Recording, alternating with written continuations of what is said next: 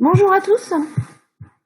Alors, je vous prie de m'excuser, on a eu un petit souci avec les TD précédents. Donc, en principe, le problème est résolu, donc on va pouvoir faire cette séance normalement.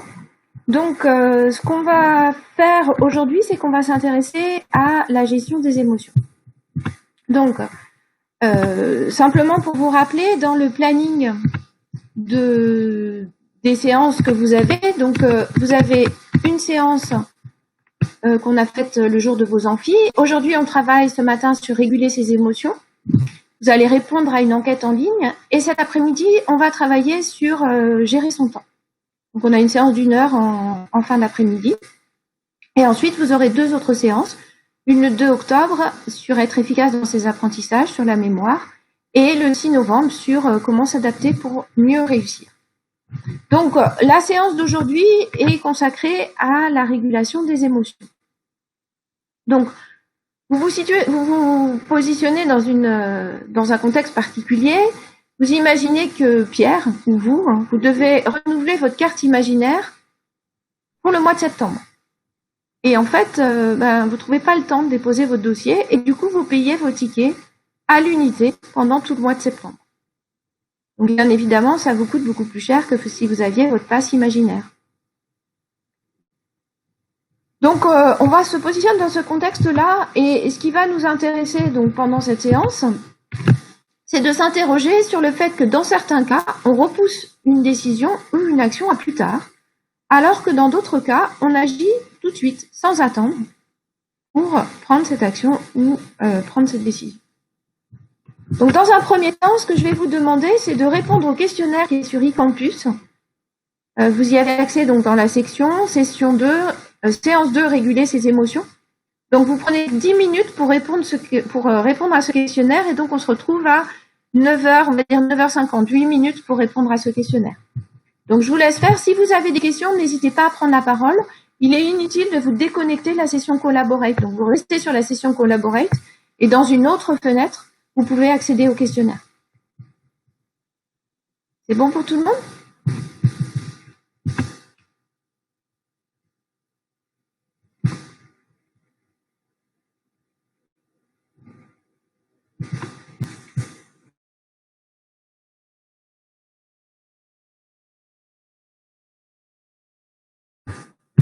Donc, je répète que vous n'avez pas besoin de quitter la session Collaborate. Vous laissez votre session Collaborate et vous allez remplir le questionnaire. Donc, vous ouvrez un autre onglet dans votre navigateur.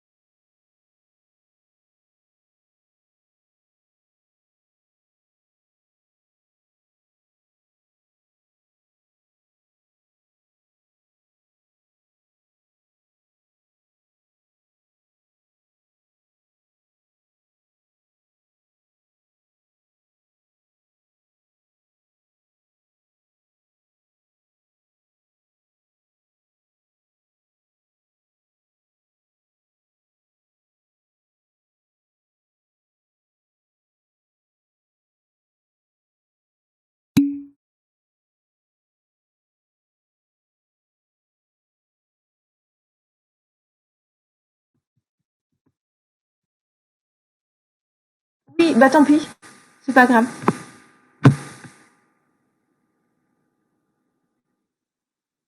Merci.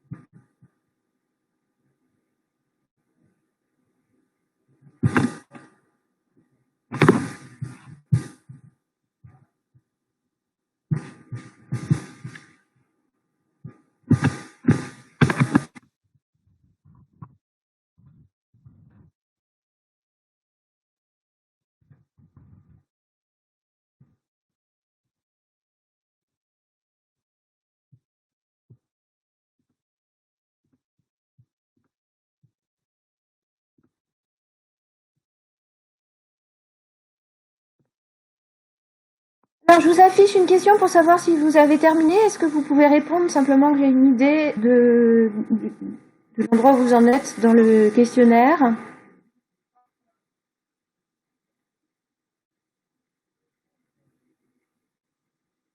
Ok, donc il y a à peu près un petit tiers qui ne sait pas trop où il en est. Donc vous êtes parti faire autre chose, parce que ça fait longtemps que vous avez terminé. Donc là, on reprend.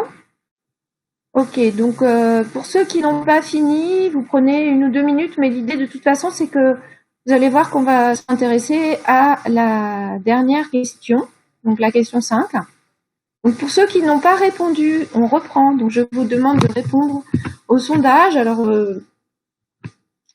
par exemple, donc Safa Bouzid, Rimen Bouklaed, Mariamou Dembélé, Ying. Vous comprenez pas la question que je vous pose? Est-ce que vous avez terminé de répondre au questionnaire?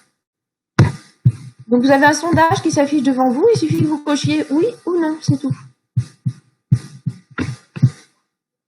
Ok, donc vous êtes 4 d'entre vous à pas savoir, soit vous comprenez pas ma question, soit vous savez pas cocher sur le oui ou sur le non. On va passer à la suite. Alors, donc l'idée de cette séance, vous avez vu, c'est de vous interroger sur finalement qu'est-ce que je ressens quand je fais différentes actions, quand je prends des décisions. Alors, la façon dont on va fonctionner, c'est que je vais vous mettre par équipe de 4 ou 5. Donc dans des sous-groupes, donc dans les sessions Collaborate, je ne sais pas si vous avez déjà eu l'occasion de travailler dans des sous-groupes.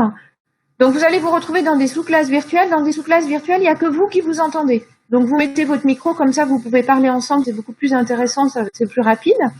Et vous allez débattre sur la question 5 du questionnaire. Toutes les décisions que je prends dépendent de mes émotions. Donc on vous demande entre vous de discuter de ça. Et donc en gros 10 minutes pour des échanges et 5 minutes pour faire une synthèse. Alors cette synthèse, ce que vous allez faire, c'est que vous allez la mettre sur un mur, donc un mur Padlet, on l'utilise comme outil Padlet, un mur partagé, donc je vous mets le lien dans le chat. Et ce mur, pour pouvoir rajouter une information dedans, je vais vous montrer comment vous faites. Donc vous allez aller sur le mur, a priori vous y avez tous accès, hein, donc vous allez essayer.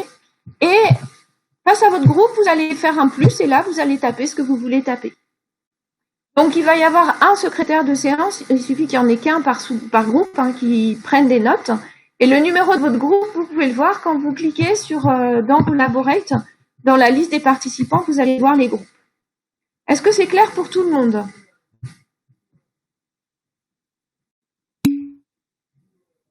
Oui, est-ce que quelqu'un a une question plutôt? Je vais poser la question comme ça. Est-ce que l'un d'entre vous, l'une d'entre vous souhaiterait que je réexplique ce qui va se passer? Ok. Donc, je vous bascule dans des groupes, je passerai vous voir. Donc, vous avez en gros 5-10 minutes d'échange sur la question et en même temps, ou juste après, comme vous voulez, il y en a un qui prend des notes dans le Padlet sur ce sur quoi vous êtes d'accord, vous partagez ou pas vos points de vue. Donc, vous les mettez pour votre groupe et évidemment, ensuite, on va voir que tout le monde aura accès aux informations que vous êtes en train de mettre, mais c'est intéressant de voir ce que vous avez fait. Donc, je fais 7 groupes, non, je vais faire 6, alors 7. Je vais faire 6 groupes. Ça va être des groupes nombreux, mais bon, peu importe, vous allez à des groupes de 5 et des groupes de 4. Donc, n'hésitez pas à... non, je vais faire 7 groupes, voilà, je vais faire 7 groupes. Donc là, vous allez basculer dans les groupes. Et donc, je vous préviens qu'à 9h20, on va tous revenir en salle principale, mais d'ici là, je passerai vous voir. Et n'hésitez pas à poser des questions, vous levez la main si vous avez des questions. À tout à l'heure.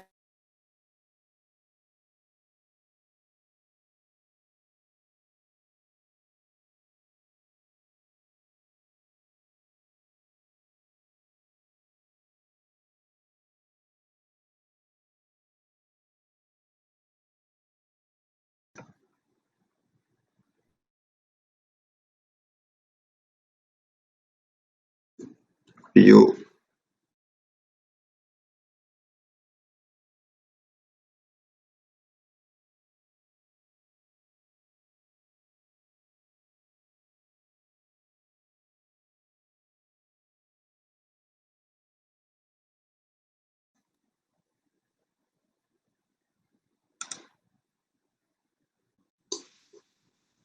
Vous m'entendez?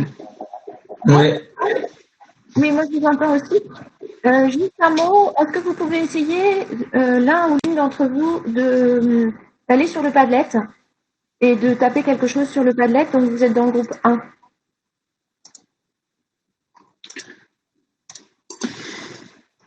Donc vous êtes 4, hein, vous arrivez à voir votre nom? Ça ne veut pas écrire. Ah, on peut pas écrire. Vous ne pouvez pas écrire. Alors attendez, je vais changer les droits, merci.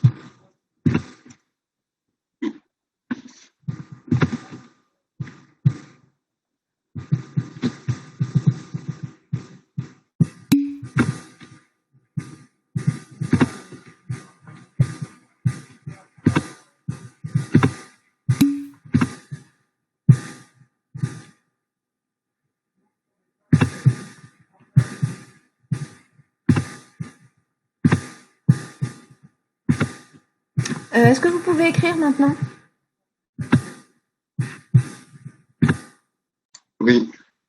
Ok, merci.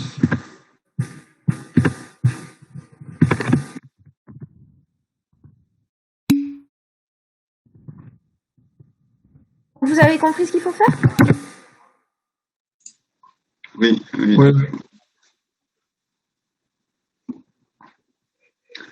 Donc il y en a un qui prend des notes, vous décidez qui va prendre des notes.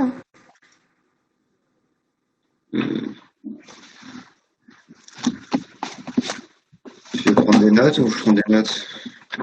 Prenez des notes, vous écrivez dans le Padlet en fait. Comme tu veux. Hein. Ok, vous vous mettez d'accord. Tout à l'heure. Bah, si ça te dérange pas, vas-y, hein, mais si ça te dérange, je le fais. Non, T'as dit quoi? vas-y, t'inquiète, je le fais. Faut juste... Attends, faut que je regarde si je peux aller sur le truc. Ouais, c'est simple, hein, normalement, pour y aller. Hein. Écrire quelque chose. Ok. Bah...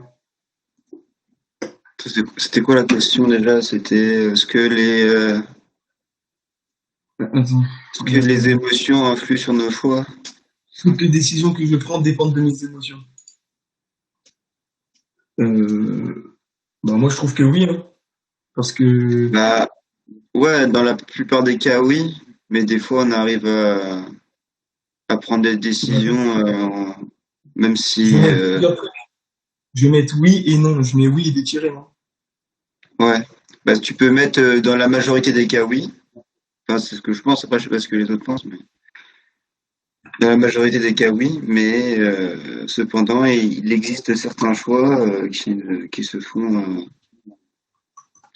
sans l'aide des émotions. Je dis quoi? Oui, dans la majorité des cas, parce que les émotions, ce qu'on ressent sur un fait nous amène à prendre une décision Ouais, similaire, un truc comme ça. c'est bien, ouais. Ça, c'est bien ça. Oui, dans la majorité des cas. Car Toutes les décisions que je prends dépendent de mes l'on émotions. ressent sur quelque chose ou un fait. Oui, dans la majorité des cas.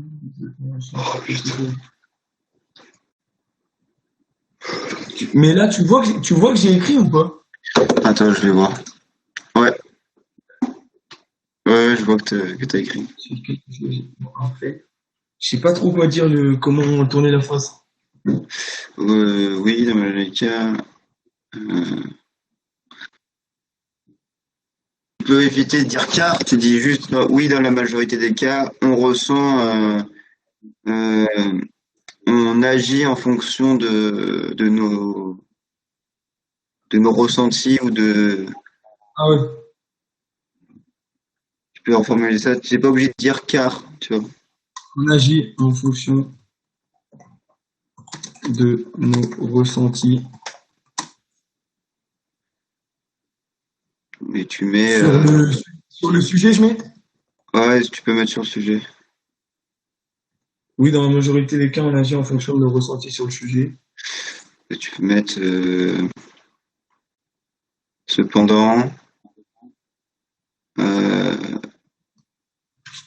En vrai, est-ce qu'il y a on a des exemples pour prouver que Ouais, c'est ça, faut donner des exemples. Je sais pas parce si. que le truc, c'est que enfin, je sais que des fois, tu vois, tu dois passer au-dessus de tes émotions pour prendre des décisions, mais Ouais, voilà, j'ai pas c'est ça. d'exemple là maintenant. Il y a des choses que t'as pas envie de faire, mais t'es obligé de les faire. Ouais, ça on peut le mettre hein, pour dire. Cependant, il y a certaines choses qu'on n'a pas envie de faire, mais nous sommes obligés de le faire, donc on le fait. Mais il Oui, dans la faut majorité des cas, formuler en quoi. fonction de le sujet, en fonction de nos ressentis sur le sujet. Euh, je peux mettre une chose qui nous provoque, une chose qui nous provoque de la joie et de la joie et de la fierté va nous, tu sais, quand il y a un truc qui va nous donner de la joie, de la fierté, on va prendre la décision en fonction de ça, quoi. Ouais, ouais, c'est vrai. Parce que, attends. On agit en fonction de nos ressentis sur le sujet. Si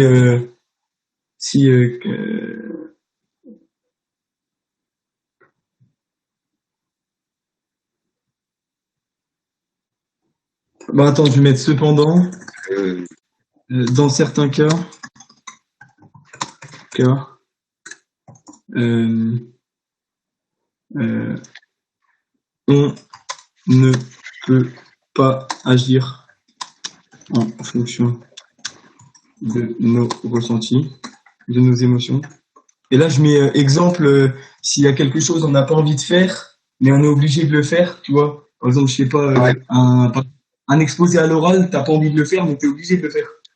oui, parce que sous la contrainte de la note, ou... Ouais, voilà, c'est ça. c'est vrai. Putain, Euh, le groupe 5, ils ont fait un truc chelou. je vois rien, moi, hein. Tu sais que je vois rien? Ah ouais? Non. J'espère que ça a marché, hein. Oh oui, toi, ça marche, hein. Toi, on peut voir. Parce que moi, là, je vois groupe 2, groupe 3, groupe 4, groupe 5, je vois rien du tout. Ah bah, si, si, le groupe 5, ils ont fait un truc bizarre. Ils ont fait ligne par ligne, ils ont mis des trucs, genre. Et ils ont mis quoi? Viens, on prend leurs idées, hein. Un peu. Genre, ils ont mis raisonnement affectif, dépend du milieu socio-culturel. Les émotions peuvent influencer notre raisonnement. Ça dépend aussi de Ah la ouais, ils ont personnalité. raison, c'est un raisonnement affectif. Tu sais, ils ont raison. Bah oui, Tu peux prendre un raisonnement en fonction de si voilà, ça te plaît ou ah, pas. c'est ce qu'on Et c'est- raisonnement Quoi? affectif, quoi. C'est ce qu'on a dit tout à l'heure, mais c'est pas le, on n'avait pas le mot raisonnement affectif. Ouais. Ça-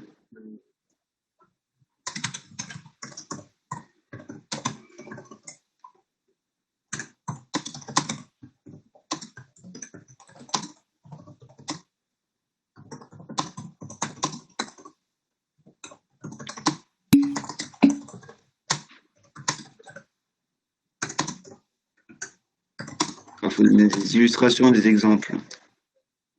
C'est ce qu'elle a dit? Ouais, elle vient de mettre le message là, qu'il fallait mettre des illustrations, des exemples. Une obligation de faire quelque chose peut nous provoquer du stress ou de la peur. Par ailleurs, nous sommes, Obligé de, nous sommes dans obligés. l'obligation.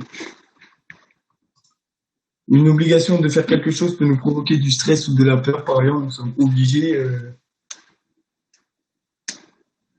de le faire. Ouais. Je mets entre parenthèses un exposé. Bah, par exemple, exposé ou entre parenthèses, ouais, c'est bien.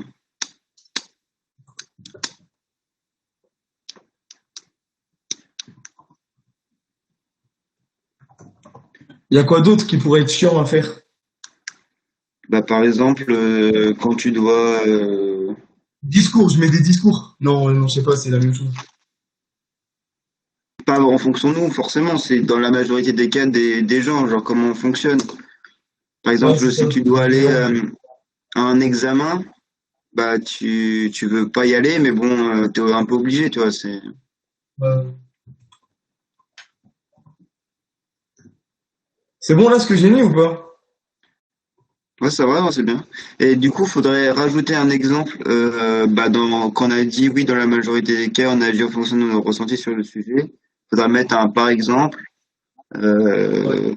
Faut trouver un exemple dans où quand tu,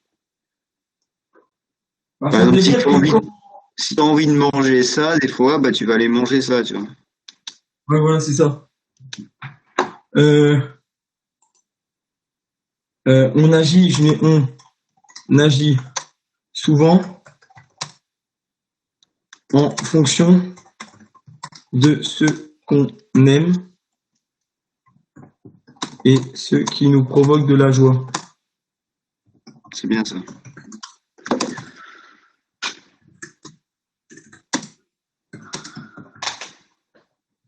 Hmm.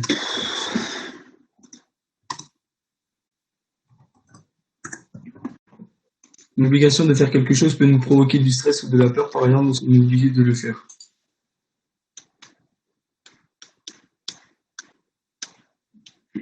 Par exemple, ça me...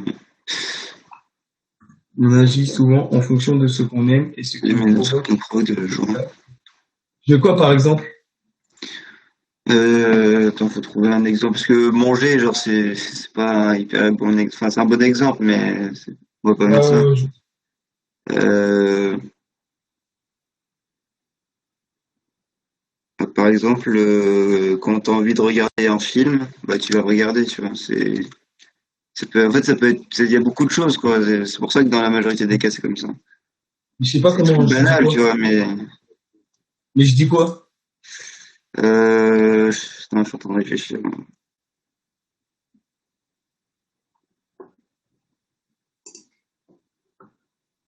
Euh, Regarder une série, par exemple. Voilà, on peut mettre ça. On peut mettre son exemple.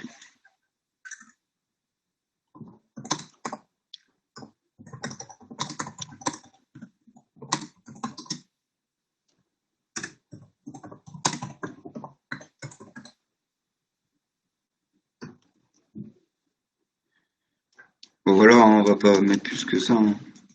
C'est bon, hein? Ça m'a l'air bien, hein. Ouais, vas-y.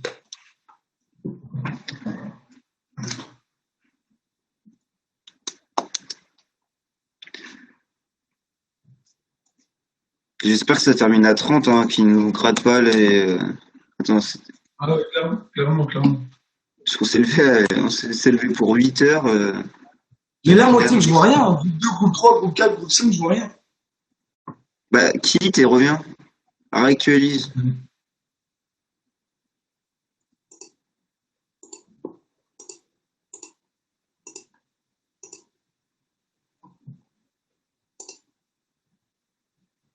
Ah ouais. C'est bon là, tu vois? Ouais.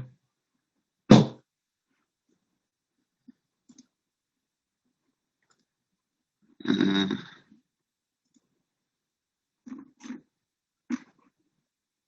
Ouais, c'est 8h45, 9h30, c'est bon. C'est bien ça. Mais je comprends pas, on a un autre truc à 16h. Moi, je sais pas, hein. C'est trop chelou leur truc, hein. Franchement. Clairement.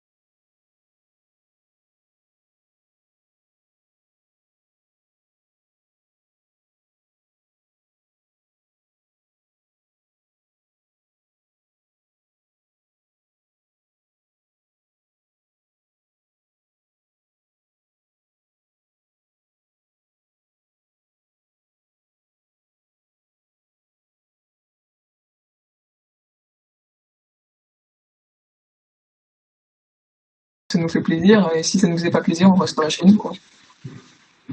Bien.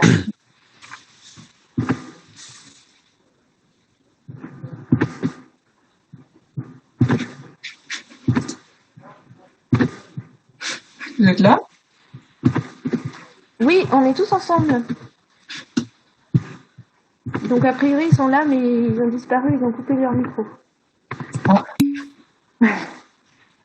Voilà, donc je vous ai tous basculés dans la salle principale, on se retrouve tous ensemble. Donc vous avez vu effectivement que sur le mur, il y avait des groupes qui écrivaient la même chose, et bien évidemment il y a des choses qui reviennent. Hein.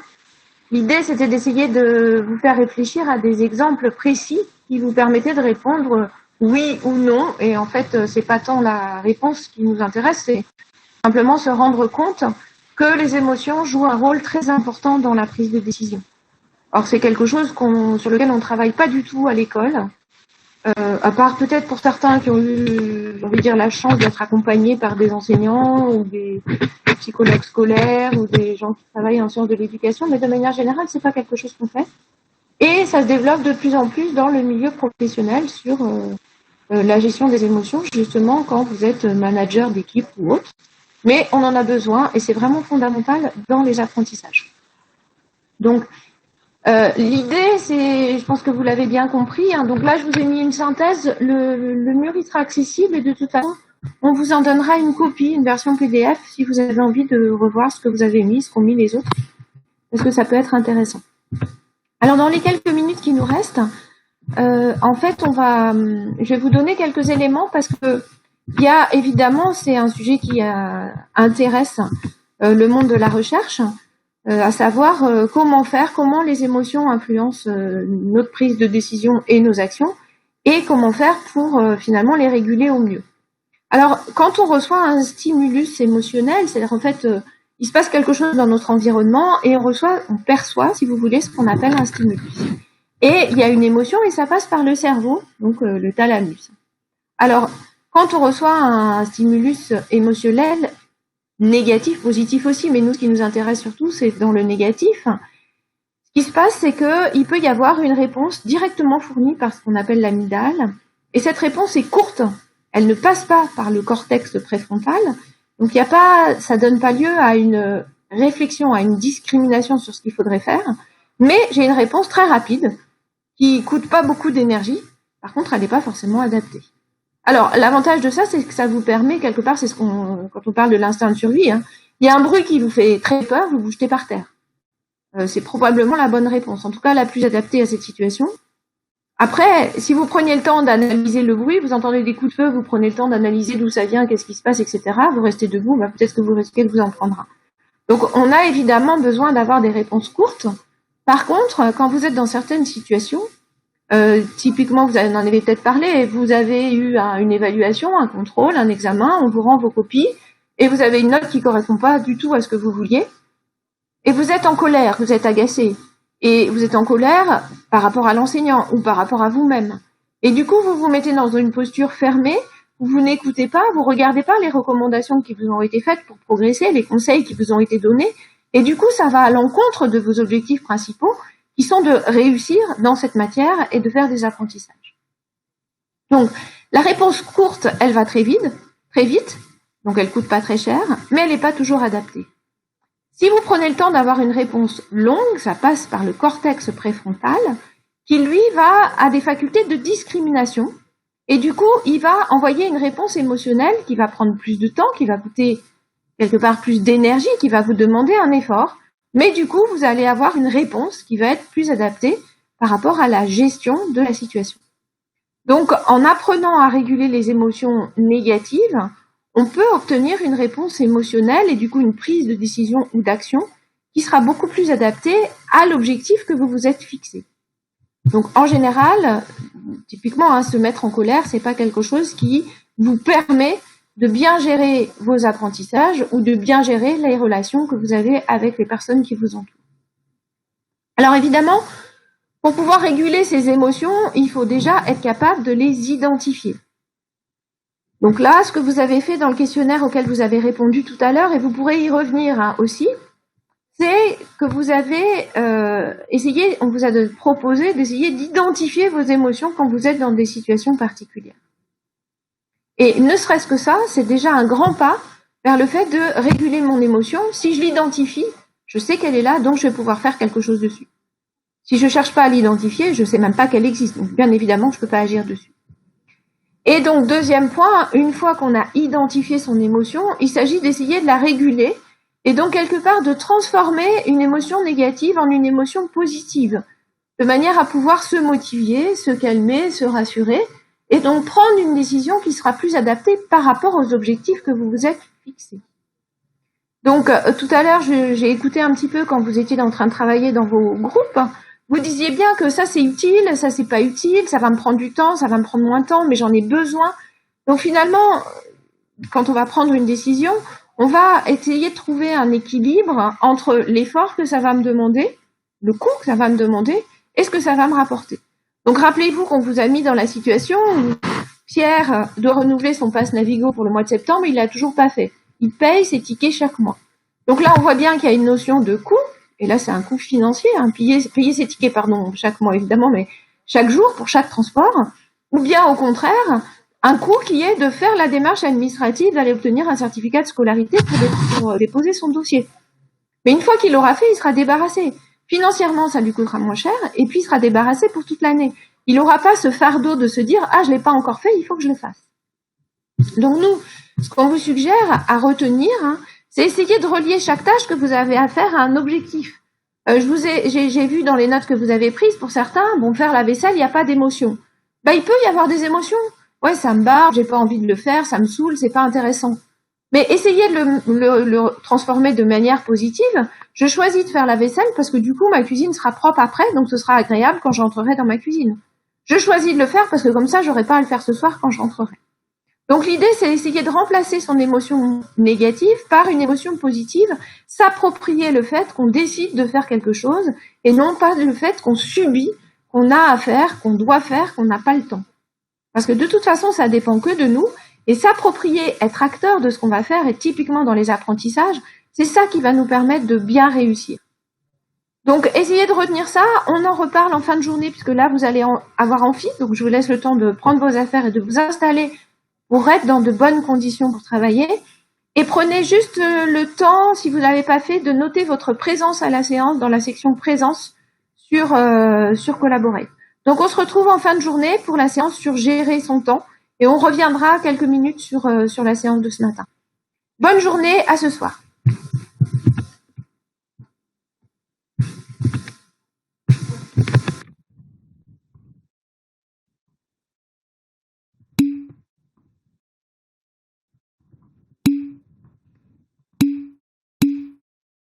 Oui, mademoiselle Liu, je vous écoute.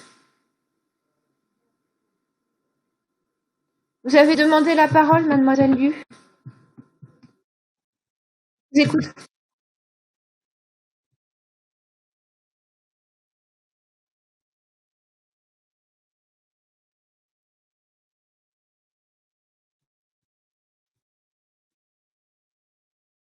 Vous avez raté la séance qu'on a faite le jour de l'amphi? Alors, le jour... Oui, il n'y a pas de problème. Ce jour-là, en fait, on a fait une rencontre pour les groupes qui étaient avec moi. Enfin, pour tous les groupes, on a fait une présentation. L'idée, c'est se rencontrer. Quelles sont les différences entre le lycée et l'université? Et qu'est-ce qu'on attend de l'université qu'on n'attendait pas au lycée? Donc, c'est essentiellement sur ça. Le mieux, ce serait que vous en discutiez avec d'autres camarades de votre classe, de votre groupe de TD. Vous discutez avec eux, vous leur demandez ce qu'ils ont retenu de la première séance. Je vous en prie. Au revoir, bonne journée à ce soir. Bonne journée.